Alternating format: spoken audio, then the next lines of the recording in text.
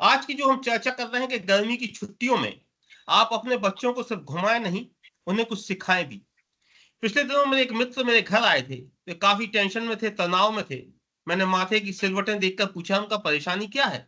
उन्होंने कहा "यार, गर्मी की छुट्टियां शुरू होने वाली।" तो हमका इसमें तनाव क्या है? कहने लगे यार, माँ का प्रेशर है कि बच्चों को लेके घर आओ, लेकिन आजकल के बच्चे मम्मी पापा या दादा दादी नाना नानी के पास जाना नहीं चाहते। हम कहा फिर जाना कहाँ चाहते हैं? कह रहे वो सोसाइटी की दो तीन महिलाएं बता के गई हैं कि इस बार ग्रीस चलना है, उनके पति लोग उनको ग्रीस लेके जा रहे हैं। तो स्वाभाविक सी बात है कि उनके कंपटीशन में मुझे भी अपने परिवार को लेके ग्रीस जाना है। तो हमका फिर टेंशन, माथे की सरवटें। कह रहे उसके लिए पर्सनल लोन अप्लाई करना होगा, क्योंकि फिलहाल इतनी मुद्रा मेरे पास नहीं है कि मैं बच्चों को ग्रीस ले जाऊं। लेकिन सोसाइटी की में 3-4 फैमिलीज ग्रीस जा रही है, इसलिए मुझे ग्रीस जाना है। गर्मी की छुट्टियों में हमारे घूमने का मकसद क्या है? सिर्फ सोसाइटी में लौट के आकर पिक्चर्स दिखाना, स्टेटस डालना, या अपनी पत्नी को दूसरी पत्नियों से सुपीरियर दिख सके ऐसा कोई डेटा उपलब्ध कराना, और दादा नानी दादी दादा इनका जो टेंशन है उससे उभरना। ये तमाम सवाल है जो हम और आप, एक आम आदमी जो रोजमर्रा की जिंदगी में जूझ रहे हैं, इनके क्या हल हैं, इस पे बात करने के लिए हमने अपने तमाम एक्सपर्ट से निवेदन किया है। मैं जैसे जैसे बात करता जाऊंगा अपने दर्शकों को अपने एक्सपर्ट से मिलवाता भी जाऊंगा। तो आज की डिबेट की शुरुआत करने के लिए मैं सबसे पहले रिक्वेस्ट कर रहा हूं नीरज वाजपेयी जी को। नीरज वाजपेयी जी टेलीविजन की दुनिया के एक बहुत सीनियर आदमी है, कि जाना पहचाना नाम है।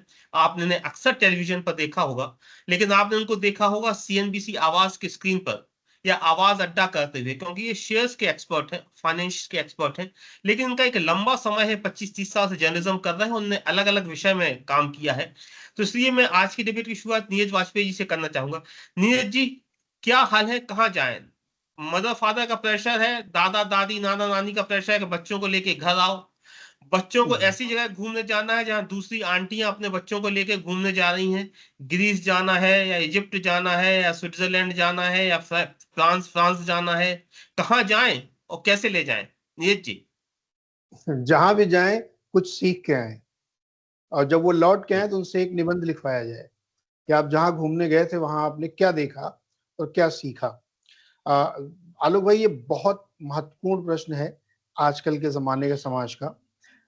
हर माता पिता चाहता है, और मैं इसका समर्थक भी हूँ, कि बच्चों को घुमाना चाहिए, क्योंकि बाहर की दुनिया वो देखेंगे नहीं तो समझेंगे कैसे। लेकिन कहाँ घुमाएं, ये सबसे महत्वपूर्ण है। तो हम लोगों के बचपन के जमाने में था कि नानी घर या दादी घर दो ही जगह थी, बहुत रेयरली कहीं हम लोग इधर उधर घूमने जा पाते थे।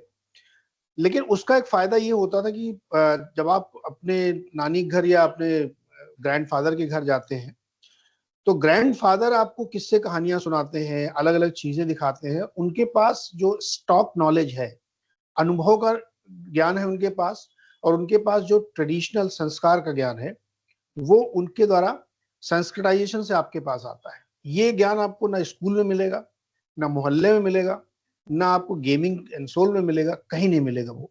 तो इसलिए वहां पे जाना बहुत अच्छा लगता था। लेकिन अब मान लीजिए बच्चे बाहर ही जाने की जिद कर रहे हैं, तो भी उनको ऐसी जगह ले जाएं जहां वो कुछ सीख सकें। कोई हिस्टोरिकल प्लेस हो सकता है, उसके बारे में उनको बताएं कि यहाँ क्यों आए हम, या किसी कमर्शियल प्लेस में ही मान लीजिए आप लेके गए हैं, तो उसके बारे में उसको बताएं। बच्चे को सीखना जरूरी है, तो इसलिए मैं इसका समर्थक हूँ कि वो घूमने जरूर जाना चाहिए, लेकिन जहां जाए वहां से कुछ सीख के आए। फाल टाइम पास करने के लिए नहीं जाना कि घूमने गए और बस खाया पिया और चले आए। तो इसके लिए एक एक्सरसाइज कराइए। जिसका बच्चा घूम के आए 15 दिन 20 दिन 1 महीना, लौट के आके एक निबंध लिखिए कि आप जहां घूमने नीरज गए जी, थे मैं वहां एक आपने बात और क्या आपसे पूछना देखा। चाहता हूँ कि जब हम दादा दादी के घर या नाना नानी के घर जाते थे, तो अक्सर ये होता था कि हमारी मौसी के बच्चे भी आए हैं, मामा के हम्म। बच्चे भी आए हैं, यानी एक पूरा कुटुंब टाइप का है। तो जो 1-2 महीने में हम दूसरे बच्चों के साथ रहते थे, तो एक तो हम शेयरिंग सीखते थे, क्योंकि सबके घर सीमित होते हैं। एक छोटा सा कमरा है, उसी में 20-22 लोग रह रहे हैं, उसी में सब लोग खा रहे हैं, खेल रहे हैं। तो एक तो शेयरिंग सीखते थे। दूसरा, एक रिलेशंस भी आपस में मजबूत होते थे। और फिर जो कुटुंब का एक कंसेप्ट है, परिवार से हम कुटुंब हो जाते थे। तो वो भी एक हम्म। सीखना है, उसे आप कितना महत्व देते हैं? बहुत ज्यादा। आज मतलब आप जिसको कहते हैं ना कि साथ में रहना सीखते हैं, रिस्पेक्ट सीखते हैं, संस्कार सीखते हैं, और रिश्तों की अहमियत सीखते हैं कि मामा के साथ कैसा संबंध होना चाहिए, नानी के साथ कैसा होना चाहिए, दादा के साथ कैसा होना चाहिए, और आपके ममेरे के भाई के साथ कैसे होनी चाहिए। तो वो रिलेशनशिप की समझ, रिस्पेक्ट और सीख समझ आती है आपके। दूसरी जो चीज आती है, जब आप बुजुर्गों के साथ रहते हैं अपने दादा नानी, तो वहां पे आपको एक खास किस्म की केयरिंग मिलती है जो हर दादा नानी देते हैं। इसके साथ ही साथ वो बहुत सारी ऐसी चीजें बताते हैं जो आपको सीखने को मिलती है। आजकल के बच्चों को देखिए, अगर आप, मैं किसी के बच्चे की बुराई नहीं कर रहा हूँ, इसको एनालिसिस के तौर पे ही लें, तो उनको अपने ट्रेडिशनल नॉलेज के बारे में बिल्कुल जानकारी नहीं है।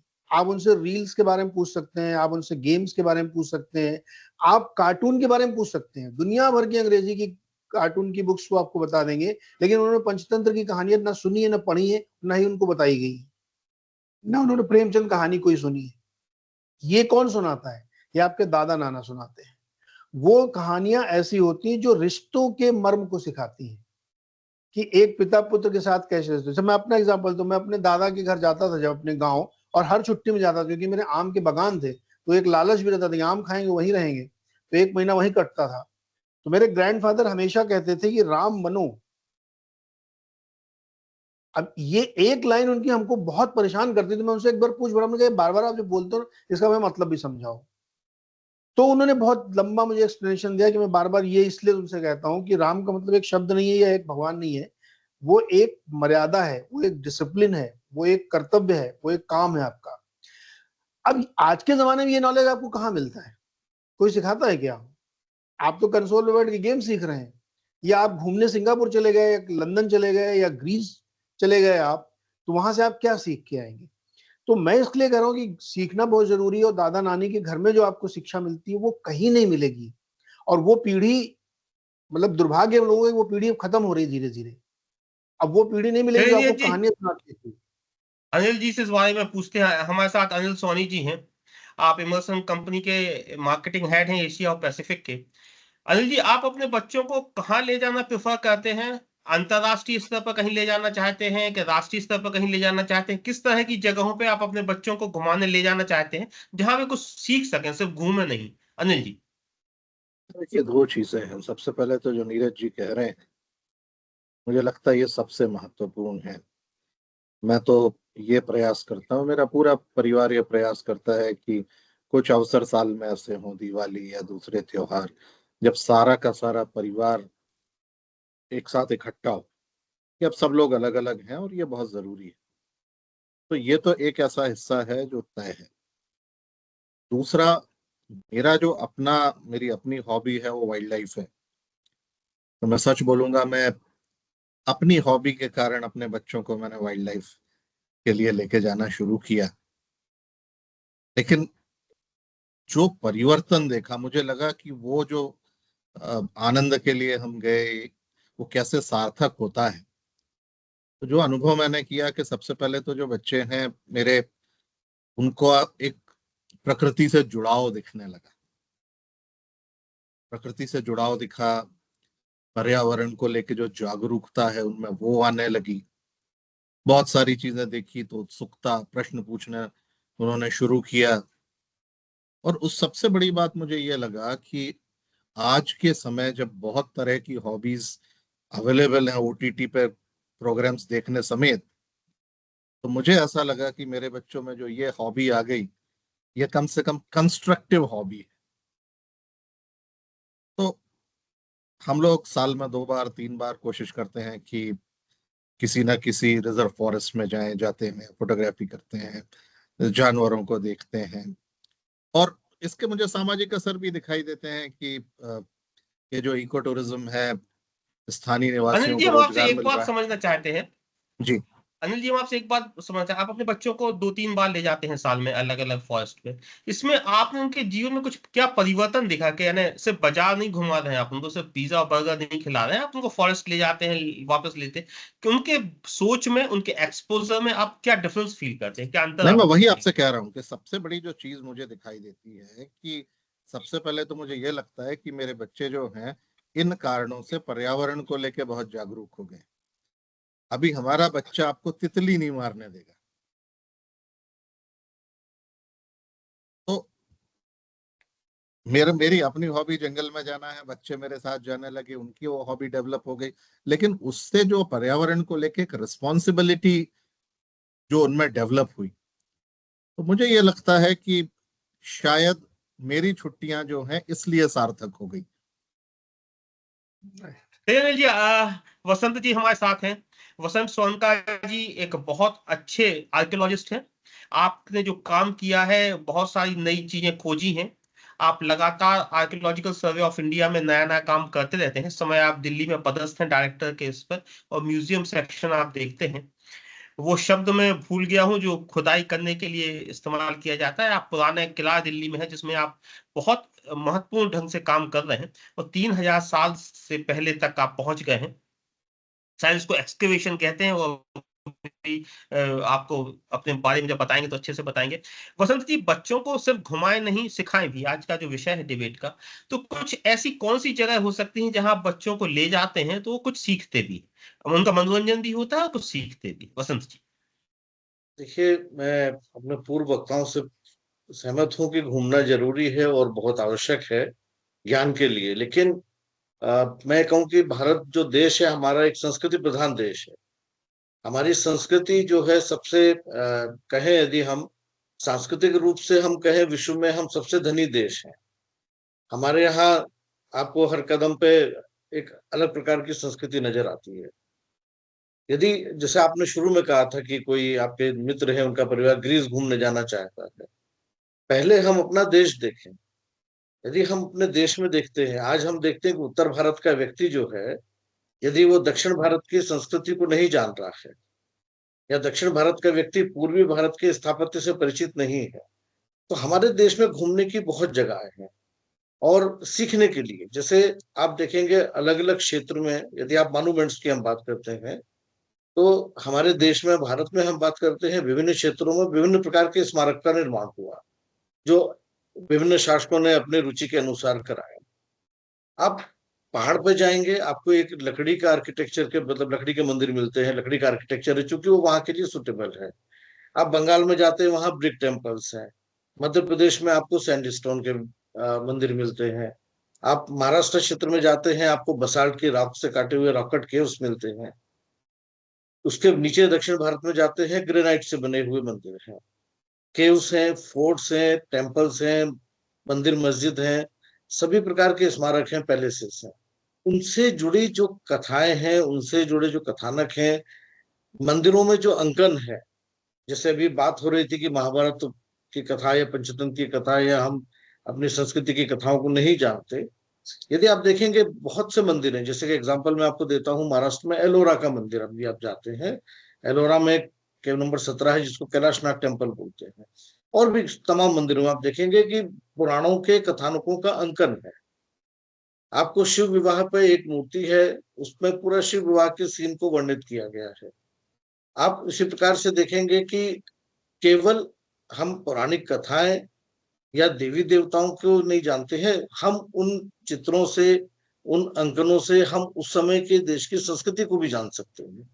उस समय किस प्रकार का पहनावा होता था, किस प्रकार के गहने पहने जाते थे, क्या गतिविधियां होती थी। यदि एग्रीकल्चर है तो उस प्रकार के अंकन भी हमको मिलते हैं। यदि आप अजंता की पेंटिंग्स देखते हैं तो जातक कथाओं में आपको पूरा समाज का वर्णन नजर आता है कि किस प्रकार का समाज में गतिविधि हो रही थी। क्योंकि वो मंदिर या जो स्मारक है, उसमें जो अंकन या चित्रण किए गए हैं वो हमारे एक जो स्टेब्लिश्ड नॉर्म्स है, मतलब जो हमारे कथानक है उनके तहत उनको किया गया है। तो हम अपने बच्चे निश्चित रूप से उसको सीखते हैं। मेरा अपना अनुभव है कि बहुत सारे हम लोग आर्कोलॉजिकल सर्वे ऑफ इंडिया की तरफ से बच्चों के लिए एजुकेशन टूर्स हम लोग आयोजित करते हैं। मॉन्यूमेंट्स पे बच्चे आते हैं, उनको हम लोग बताते हैं, और तब ये पता लगता है कि इस पक्ष से वो अभी अधूरे थे। एक किताबी नॉलेज तो है उनको, लेकिन जब वो प्रैक्टिकल देखते हैं कि स्मारक कैसे बना, उसका स्थापत्य कैसा है, उसमें अंकन किस प्रकार से है, बनाने के लिए किन उपकरणों का प्रयोग किया गया हुआ था, या उसके लिए क्या साहित्य इस्तेमाल होता है, कथानकों का अंकन क्या है। वसंत जी, वसंत जी, वसंत जी, जी। हम एक ऐसे रिजॉर्ट में घूमने जाना चाहते हैं जहाँ स्विमिंग पूल है, बहुत सारा खाना है, घूमना फिरना है, लग्जरी कमरे हैं, अच्छे से गए आए रहे वहां पे 3-4 दिन, खाया पिया लौट आए। लेकिन जो वसंत जी जो पुराने किले में काम कर रहे हैं या 3000 साल पुरानी संस्कृति दिखा रहे हैं, उसमें इंटरेस्ट नहीं है, वो घूमना नहीं लगता, तो लगता है कि जैसे किसी काम पे जा रहे हैं। तो गर्मी की छुट्टी में अगर घूमने जाना है तो लगता है किसी रिजॉर्ट में जाएं, स्विमिंग पूल हो, खाएं पिए, डांस करें, घूमें फिरें और आ जाएं। तो इसमें आप किसको किस तरह से देखते हैं?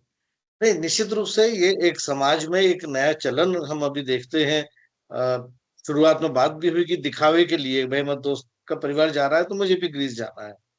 सिमिलरली हम दिखावे की जिंदगी है आजकल। आप देखते हैं इंस्टाग्राम रील्स का जमाना है कि हम जाएंगे और रील्स बना के अपलोड करते हैं। लेकिन यदि आप दूसरी तरीके से देखें, यदि मैं अपने देश की बात करूं या अन्य देशों में भी आप देखेंगे, तो पर्यटन के साथ साथ, पर्यटन के लिए स्मारकों के साथ साथ इस प्रकार की आधुनिक सुविधाओं का भी एक समागम सा हो रहा है। यदि आप हम्पी जाते हैं या आप धोलावीरा जैसा जो एक बिल्कुल निर्जन स्थान है, यदि आप कहें कि जहाँ दूर दूर तक कोई शहर नहीं है, धोलावीरा गुजरात में कच्छ के रण में स्थित है और हड़प्पा कालीन सभ्यता का एक केंद्र है। वहां पर 10 साल खुदाई हुई और हड़प्पा सभ्यता के साक्ष्य हम लोगों ने एक्सकेवेट किए हैं। और चूंकि पत्थर का आर्किटेक्चर है तो साइट को ओपन रखा है। 5-7 साल पहले तक वहां जाना एक दूभर काम था। एक रोड थी, बीच में कोई व्यवस्था नहीं थी। लेकिन आज वहां जो काफी रिसोर्ट्स वगैरह बन गए, तो ये दोनों का समागम को हमको इस्तेमाल करना होगा। हम जाएं, हम रिजोर्ट को भी इस्तेमाल करें, हम वहां के स्विमिंग पूल का भी आनंद लें, रात को जो है कल्चरल प्रोग्राम यदि वहां हो रहे हैं तो उसका भी आनंद लें।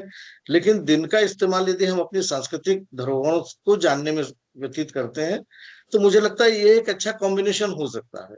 आप आधुनिक चलिए नीरज सुविधाओं जी का से भी आनंद। पूछते हैं। हम्म। नीरज जी, हॉलीडे वेकेशन अलग है, बच्चे को एजुकेशन टूर पे ले जाना अलग है, क्या इन दोनों को आप मिक्स कर रहे हैं नीरज जी? नहीं, मैं बिल्कुल मिक्स नहीं कर रहा हूँ और मैं मानता हूँ दोनों एक है। ये एकदम गलत बात है कि एजुकेशनल टूर पे हम गए हैं। आप जो भी बात कह रहे थे ना वसंत जी, मैं उससे पूरी तरह सहमत हूँ। आप अगर, या जो सोनी जी ने कहा है कि आप उनको जब नेचर के करीब ले गए तो वहां उन्होंने सीखा और मस्ती भी की। जब आप किसी दूर स्थान पे, भारत के अंदर ही मान लीजिए आप उसको कहीं लेके गए, जंगल में ले गए, तो वहां वो 10 चीजें देख के एंजॉय कर रहा है। जो बच्चा उसके सामने स्कूल में लौट के अपने रील दिखाएगा कि मैंने स्विमिंग पूल में कितनी मस्ती की, उससे 10 गुना ज्यादा वो रील दिखाएगा कि मैंने देखिए जंगल में जाके क्या क्या देखा। मैंने पेड़ पौधे देखे, मैंने अलग अलग जानवर देखे, मैंने ऐसी गुफाएं देखी, मैंने ऐसे पहाड़ देखे, नदियां देखी, वहां मैं तरह तरह के लोगों से मिला, परंपराएं देखी। उसके बाद ज्यादा कंटेंट होगा। घूम फिर के हम लोग फिर उस वाले शो में जा रहे हैं कि बच्चा मिट्टी का चिकना घड़ा है, जैसा आप उसको ढालोगे वैसा वो बनेगा। तो एजुकेशनल टूर कुछ नहीं होता है, हर जगह आदमी कुछ ना कुछ सीखता है। आप उसको ले जाइए और उसको सिखाइए। हाँ, आपको ये ध्यान रखना है कि किस उम्र के बच्चे को आप कहाँ ले जा रहे हैं। अब एकदम 7-8 साल का बच्चा और उसको आप एकदम से जाके पुराने किले में उसकी पूरी स्थापत्य कला सिखाएंगे तो नहीं सीख पाएगा। वो थोड़ा सा बड़ा हो जाए तब उसको वहां ले जाना है। ये आपको तय करना है कि किस समय उसको किस चीज में आनंद आएगा और आप उसको सिखाएंगे। तो ये सारी बातें तो मैं एकदम सहमत हूँ इससे कि जब आप घुमाने ले जाते हैं तो वो सीख के ही लौटता है, उसको बहुत मजा आता है। तरह तरह की चीजें देखता है, परंपराएं सीखता है, रीति रिवाज सीखता है। कितने लोग आज के जमाने में नए बच्चे हैं जिनको अपना गोत्र मालूम है, आप पूछ के ट्राई कर लीजिएगा। या अपनी 3 पीढ़ी के अपने ग्रैंडफादर के फादर का नाम शायद मालूम होगा, उसके ऊपर तो पता ही नहीं होगा। क्यों नहीं होगा? क्योंकि उनके दादा नानी ने कभी उनके पास वो बैठे नहीं, उनको बताया नहीं गया। वो अपने पिताजी का नाम जानते हैं खाली। ये जानना जरूरी है आपके लिए, अपने रीति रिवाज जानना जरूरी है। आपको जो स्वस्तिक होता है वो सही तरीके से बनाना आता है क्या? 90% लोग उल्टा बनाते हैं। कौन सिखाएगा? ये आपकी दादी सिखाएंगी आपको, आपकी नानी सिखाएंगी आपको। कैसे पैर छू जाए, आजकल लोग घुटने से ऊपर पैर छूने लगे, कुछ समय बाद वो सीधे सर पे पैर छू लेंगे। तो ये जो चीजें है ना, ये आपको बड़े परिवार मिलती है। लेकिन मैं इससे इतर एक पॉइंट रखना चाहता हूँ आलोक भाई, वो बहुत इंपॉर्टेंट है। ये सब चीजें तो खैर मैनेजेबल है, लेकिन जो हाथ से निकल रही चीज ना, मैं उसकी तरफ आप लोगों का ध्यान लाना चाहता हूँ। देखिए, जो पेरेंट्स है ना, मान लीजिए उदाहरण के लिए 30-35 साल के पेरेंट्स की हम बात करें, 40 साल की पेरेंट्स की बात कर रहे हैं, तो उन पेरेंट्स के रिश्ते उनके भाई से, उनकी बहन से, उनकी बुआ से तो चल रहे हैं। लेकिन क्या आपका बच्चा अपने ममेरे फुफेरे चचेरे भाई से उतना ही कनेक्टेड है क्या? मैं दावा कर सकता हूं, आप ट्राई कर लीजिए, अभी एक टेस्ट कर लीजिए, नहीं है। और ये इतनी खराब प्रॉब्लम हो रही है कि आगे जाते हुए आपके रिश्ते खत्म हो रहे हैं। रिश्ता आपको नहीं चलाना है, आपके बच्चों को चलाना है। तो अगर आपका बच्चा अपने चाचा के, मतलब आप अपने चाचा के भाई से वो बात नहीं कर रहा, अपने कजिन से वो बात नहीं कर रहा है, साल में एक बार वो खाली दिवाली के दिन मिलता है 15 मिनट के लिए, या अपने मामा के लड़के से बात नहीं कर रहा है, तो आप सोचिए 20 साल बाद कैसा समाज बनेगा। वो अपने मेरे भाई को पहचानेगा नहीं, होंगे कोई गेस्ट वेस्ट आए होंगे। इसलिए मैं कह रहा हूँ नाना के घर और दादी के घर जाना बहुत जरूरी है, क्योंकि रिश्ते वहां से चलेंगे, आपसे नहीं चलेंगे। आप अपनी बहन के साथ लेकिन जैसे नीरज जी, वो तो लोगों को ड्यूटी जैसा लगता है। पत्नी को लगता है कि घर जाएंगे तो काम करना पड़ेगा, बच्चे को लगता है कि 15-20 लोग रहेंगे उनके साथ रहेगा, पति को भी लग रहा है कि घर जाएंगे तो वही तनाव, वही टेंशन, यानी जैसे सिर्फ ट्रांसफर ऑफ ड्यूटी हो जाएगा, जो घर में करते हैं वो वही करते हैं। मजा कहाँ रहा? जब आप उसको बार बार ले जाएंगे ना तब मजा आएगा। आपने एक बार 10 साल में लेके गए तो उसको ड्यूटी लगेगी, लेकिन आप उसको ले जाएंगे ना तो आप यकीन मानिए उसको मजा आएगा, क्योंकि वहां पे वो एंजॉय करेगा और वो लोग भी करेंगे एंजॉय। वो कल्चर खत्म होता जा रहा है, हमें उसको रिवाइव इसलिए करना चाहिए कि समाज आखिर में अंत में संबंधों का ही जाल है। वो संबंध इतने एकाकी होते जा रहे हैं कि हम लोग अपने जीवन में देखें ना कि हम अपने मामा के भाई के लड़के से कितनी बात करते हैं, हम अपने मेरे कजिन से कितनी बात करते हैं, साल में कितनी बार मिलते हैं। रिश्ते खत्म हो रहे हैं। अब आपके रिश्ते कौन से हो रहे हैं? नए, जो आप दोस्त बना रहे हैं, जिन पे आप ट्रस्ट नहीं कर सकते। ये जो समाज में एकाकीपन या अलगाव बना रहा है, ये बहुत बड़ा चैलेंज है। रिश्ते चलेंगे कैसे? आप सोनी जी के बेटे के रिश्ते सोनी जी की बुआ से थोड़ी चलेंगे, उसको तो अपने लेवल के जो उसके भाई बहन है, दोस्त हैं, उनसे चलेंगे। तो उनको हम जोड़ने के लिए क्या कर रहे हैं? इसलिए जरूरी है कि आप वहां जाएं और वहां से वो सीख के आएगा। और जैसे बसंत जी कह रहे हैं, आप भारत इतना बड़ा देश है घूमने के लिए, आप साउथ नॉर्थ ईस्ट में जाइए, क्या जबरदस्त जगह घूमने के लिए।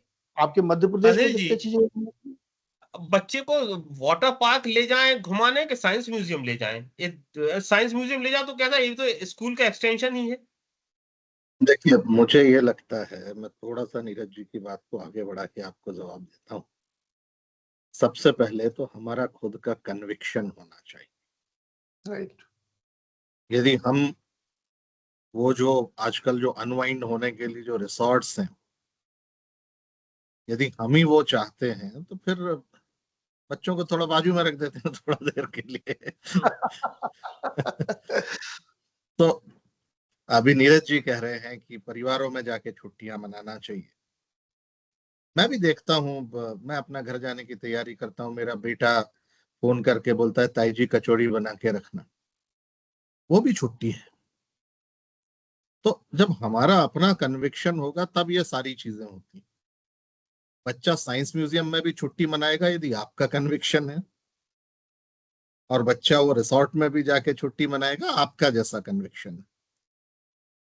तो ये जो है ये अनिल थोड़ा। जी, जो रिजॉर्ट वाला मामला है कि दोस्त गए तो अपने दोस्तों के साथ वो वियर वियर पी के घूमते रहते हैं, पत्नियां जीन्स वीन्स पहन के थोड़ा फोटो वोटो खिंचाती रहती हैं, बच्चे स्विमिंग पूल वगैरह में खेल के डांस वांस करते रहते हैं, मस्ती, तो पूरा फैमिली का वेकेशन हो जाता है। अब आप एजुकेशन टूर पे ले जाएंगे तो ना पति को मजा आ रहा, ना पत्नी को मजा आ रहा, वो उनको ड्यूटी लग रही कि बच्चे को कुछ सिखाने लाए साल भर के बाद।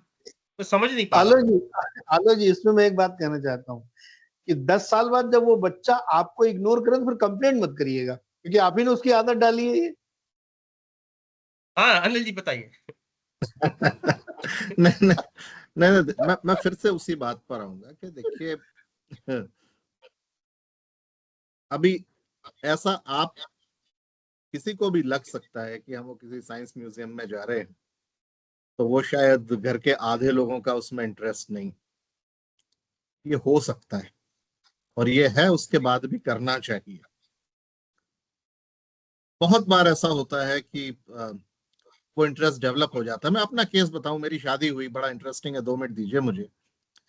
और हम दोनों जंगल में गए टाइगर देखने के लिए। तो हमारी श्रीमती जी ने टाइगर देखा, बोले अच्छा ये टाइगर है, ठीक है। वो कोई एक्साइटमेंट नहीं था, कुछ भी नहीं था। मुझे लगा मेरा जीवन कैसे निकलने वाला है इनके साथ में। 2 बार गए, 3 बार गए। आज मैं देखता हूँ कि वो उतना इंटरेस्ट उनको है। तो ऐसा साइंस म्यूजियम में भी होगा, परिवार के दूसरे सदस्यों को भी उसमें आनंद आने लगेगा यदि हम कंसिस्टेंट हैं, हम वो चाह कर रहे हैं तो वो नहीं तो बसंत जी से एक इन्वॉल्व बात तो हम करना पूछते हैं, पड़ेगा ना, बसंत हर जी, किसी की रुचि एक तो नहीं हो सकती। बसंत जी, जो आपके मॉन्यूमेंट है वहां पे तो बच्चे स्कूल टूर से आ ही जाएंगे, बच्चे स्कूल की टीचर के साथ आ ही जाएंगे, सीख ही लेंगे। माँ बाप के साथ रिजॉर्ट में चले जाएं, किसी ठंडी जगह पे घूमने फिरने चले जाएं। नहीं, देखिए, बच्चे स्कूल से यदि जाएंगे तो केवल उस शहर के स्मारक में जाते हैं, आसपास के शहरों के। मैंने कहा देश में विविधता बहुत है, तो अन्य जगहों पे भी जाना है। और निश्चित रूप से माता पिता के साथ जाने में और स्कूल ट्रिप में जाने में बहुत फर्क होता है। स्कूल ट्रिप में एक यूनिफॉर्म एक्टिविटी आपकी होती है कि आपको एक लाइन बना के चलना है, जितना बताया उतना आपने समझा। दोस्त यार आपके साथ है, थोड़ी मस्ती भी होती है और घूम के आ जाते हैं। लेकिन यदि पेरेंट्स के साथ जाते हैं, कुछ क्यूरियोसिटी बढ़ती है, नई जगह, हम अलग अलग जगहों पे जाते हैं। स्कूल ट्रिप आप देखिएगा कुछ चुने हुए स्मारकों पे होती है। प्लस अभी जो सर का कहना है और आपका जो मेन मुख्य मतलब प्रश्न है कि आज के समय में क्या किया जाए कि हम बच्चों को इस प्रकार से जोड़े कि वो समाज से भी जुड़े रहें, परिवार से भी जुड़े रहें और अपनी संस्कृति को भी जाने, और जो आधुनिक परंपरा है उसको भी चला सके। तो मुझे लगता है यहाँ पे जो है गौतम बुद्ध ने जो मध्यम मार्ग हमको सिखाया है, तो मध्यम मार्ग को हमको इसमें अपनाना चाहिए कि यदि हम पारिवारिक ट्रिप भी यदि हम करते हैं, जैसे कहा कि हम मामा के बच्चे को नहीं पहचाने या चाचा के बच्चे को नहीं पहचाने, यदि हम 2-3 परिवार मिलके किसी ऐसी जगह पे जाते हैं जिसमें हम रिजोर्ट का भी आनंद दे रहे हैं, दिन में अपनी सांस्कृतिक धरोहरों को देख रहे हैं, शाम को जो है सांस्कृतिक बाजार, कल्चर या लोकल जो वहाँ का पकवान है, लोकल कुजीन से उसको एंजॉय कर रहे हैं, तो एक पूरा फुल पैकेज हमको मिल सकता है। हम अपने चलिए वसंत अपनों जी, के साथ। हमारे पास समय की कमी रहती है। आखिरी राउंड है, इसमें हम 2-2 मिनट आप लोगों के पास आएंगे, फिर इसको समअप करेंगे। हमारा समय खत्म हो रहा है, तो इस बार उल्टा चलते हैं। वसंत जी, आपसे शुरू करते हैं ताकि नीरज जी इसको समअप करेंगे। वसंत जी, आप कुछ मॉन्यूमेंट्स के नाम बताइए इस आखिरी राउंड में, कि जहां पे आपको लगता है कि बच्चों को ले जा सकते हैं और बच्चों को क्या दिखाया जाए, क्या सिखाया। आपका इतने सालों का अनुभव है, तो उस अनुभव को 2 मिनट में कहना मुश्किल होगा, लेकिन फिर भी कुछ मॉन्यूमेंट्स के नाम अगर आप बताएंगे तो अच्छा रहेगा। बताइए वसंत जी। लेकिन निश्चित रूप से हमको जो हमारे इतनी वैरायटी है, तो हमें जो है महाराष्ट्र के जो किले हैं, जी। जो नेवल फोर्ट्स है, स्पेशली शिवाजी के बनाए हुए, उनको देखना चाहिए। हम पूरा मराठा कल्चर को और उस समय की सैनिक पद्धति को बच्चों को समझा सकते हैं। आर्किटेक्चर तो निश्चित रूप से महाराष्ट्र के किलों का है ही। उसके अलावा जो केव्स हैं हमारी अजंता एलोरा की, ये 2 स्मारक ऐसे हैं जो मैं समझता हूँ सभी को देखना चाहिए।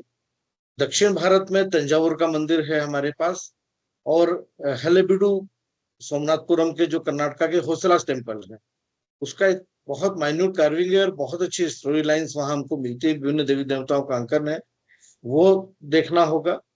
उसके अलावा यदि हम पूर्वी दिल्ली की तरफ जाते हैं, तो भुवनेश्वर और पुरी, ये 2 शहर ऐसे हैं जहां आपको, भुवनेश्वर, पुरी, कोणार्क, 3 शहरों का समागम संगम है वहां पर पूरा।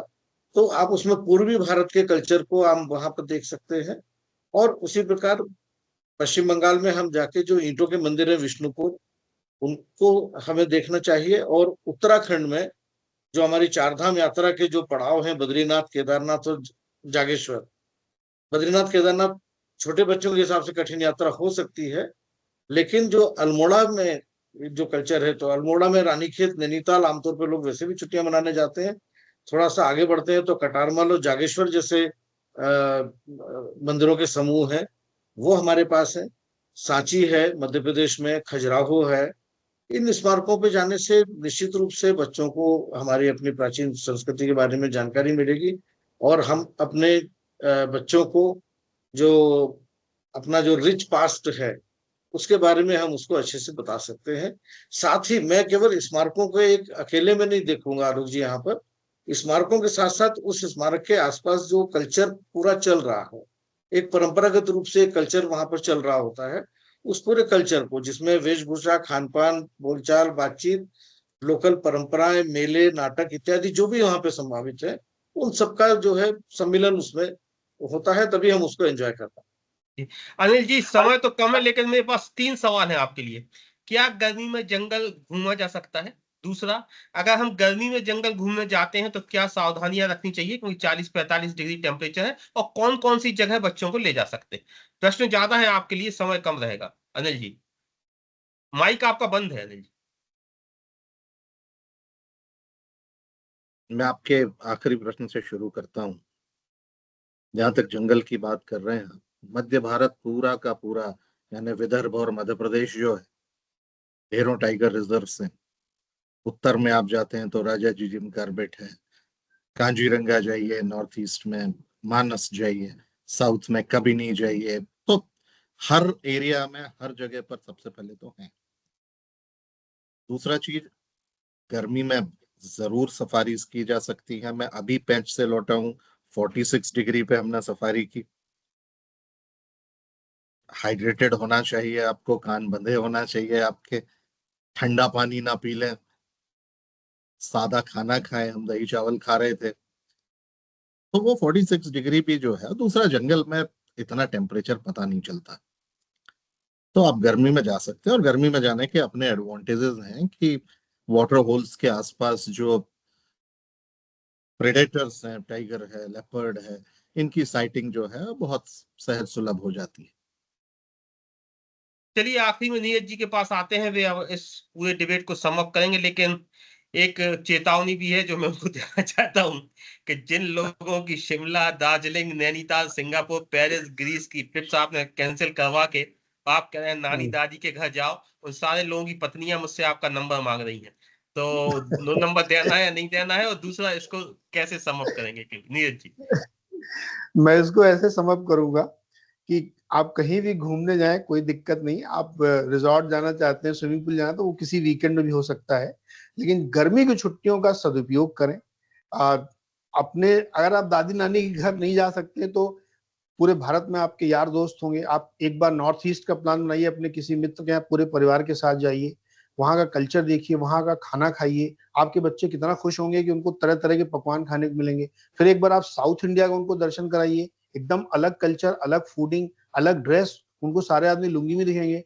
फिर आप वैसे ही करके वेस्ट महाराष्ट्र में आइए, ईस्ट में जाइए। तो भारत इतना रिच कंट्री है कि आपको किसी ग्रीस या किसी स्विट्जरलैंड जाने की जरूरत ही नहीं पड़ेगी। आप भारत में इतना एंजॉय कराएंगे अपने बच्चे को, और वो सीख भी पाएगा। साइंस म्यूजियम भी उसको ले जाइए, उसको मॉन्यूमेंट्स भी दिखाइए। मैं ये गारंटी के साथ कह सकता हूँ, एक बार प्रयास करके देखिए, वो बहुत एंजॉय करेगा और आपको थैंक यू बोलेगा। आपको ये गलतफहमी है कि वो ग्रीस जाकर ही खुश होगा, ऐसा बिल्कुल नहीं है। और जहां स्विमिंग पूल और पब के, मैं उसका विरोधी नहीं हूँ, जाना चाहिए, लेकिन चलिए वीकेंड में आप चले जाइए, वहां एक दिन से ज्यादा कुछ होता नहीं है। आप आधे घंटे में नाच के थक जाएंगे, उसके बाद लौट आइए। स्विमिंग भी आप एक घंटे ज्यादा कर नहीं सकते हैं, लेकिन जो 10-15 दिन का स्पेल है ना, उसमें आप कुछ ऐसा करें तो आपको मजा आ जाएगा। और मैंने बताया ना कि वो एक टेस्ट लीजिए बच्चे से। आपकी गर्मी की छुट्टी में सबके बच्चे लौट के आगे उनसे निबंध लिखवाइए कि आपने जो देखा, जो सीखा, उसको पॉइंट आउट करिए। आप देखिए कितना बच्चा, आपको मजा आएगा। वो सोचेगा कि अरे मैंने क्या क्या देखा, चलो मुझे लिखना भी है। तो ये विल एंजॉय। मैं सिर्फ ये कहना चाह रहा हूँ कि बच्चे को लर्निंग दीजिए, क्योंकि वो एक कंप्लीट मैन बन सके, संस्कारित व्यक्ति बन सके और तेज दिमाग बन सके। वो खाली पिज्जा खा खा के थक जाएगा। आप सारे डॉक्टर कह रहे हैं सत्तू पियो, आपको पता है ना आजकल सारे यूट्यूब भरे पड़े सत्तू पिला रहे हैं सबको। तो जब बिहार जाओगे, आप उस कल्चर को देखोगे, तभी तो आपको पता चलेगा सत्तू की महत्ता क्या है। इसलिए मैं कह रहा हूँ कि आपको वो चीजें देखनी चाहिए। लोग वही चीजें घूम फिर के कर रहे हैं, एक्सेप्ट नहीं कर रहे हैं खाली। तो उस एक्सेप्टेंस के लिए मेरा मानना है कि जाइए। और रिश्ते सबसे जरूरी हैं, कि दोस्तों के साथ, रिश्तेदारों के साथ आपका संपर्क रहना चाहिए। मैं तो आपको एक शो आइडिया दे रहा हूँ कि आप अगले 1-2 दिन में करिए, मैं उस पर बोलूंगा। ये एकाकीपन बहुत बढ़ रहा है समाज में, लोग एलोन होते जा रहे हैं डिजिटल के चक्कर में। वो एक्चुअली बहुत ही खराब स्थिति आपकी होने वाली है पूरे समाज की, कि ज्यादातर लोग अकेले बैठे रहते हैं, यूट्यूब देखते रहते हैं, रील चलाते रहते हैं। वो मिलते नहीं लोगों से। जब तक आप समाज में घूमेंगे नहीं, लोगों से मिलेंगे नहीं, आपको पता ही नहीं चलेगा दुनिया में क्या चल रहा है।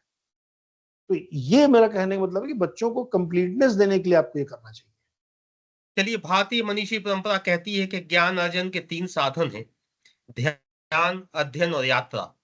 तो बच्चों के साथ किस तरह से आप यात्रा करें, हमारे एक्सपर्ट्स ने आपको बताया। जहां वसंत स्वर्णकार जी ने आपको इस देश में जो महत्वपूर्ण चीज है, जो मॉन्यूमेंट्स, उनके बारे में समझाने की कोशिश की। अनिल जी ने प्रकृति के करीब ले जाकर आपको बताया। और मानवीय संबंधों की जो एक अजीब सी चैतन्यता है, उसकी जो विशेषता है, उन रिश्तों का जो महत्व है, जो एक स्पंदन है उस चैतन्यता का, उसको छूने की, उसको हिलाने की, उसको झंकृत करने की कोशिश की सीनियर पत्रकार नीरज वाजपेयी जी ने। मेरी उम्मीद है, मेरी आशा है कि चूचू की गप्पों के जो दर्शक हैं, इन महानुभावों से उन्होंने कुछ ज्ञान लिया होगा, सीखा होगा, और कुछ जो उलझन है, जो गांठें हैं, वो इन लोगों के ज्ञान से सुलझाने की कोशिश करी होंगी। मैं अपने उन तमाम दर्शकों की तरफ से नीरज वाजपेयी जी आपका, वसंत सोनका जी आपका, अनिल जी आपका, मैं आप तीनों लोगों का बहुत-बहुत धन्यवाद करता हूँ। बहुत-बहुत अभिवादन, और आपने इस जो पूरी ज्ञान परंपरा हमारे श्रोताओं तक बहाई, उसके लिए मैं आप सबका आभारी। बहुत-बहुत नमस्कार, धन्यवाद। धन्यवाद। Thank you.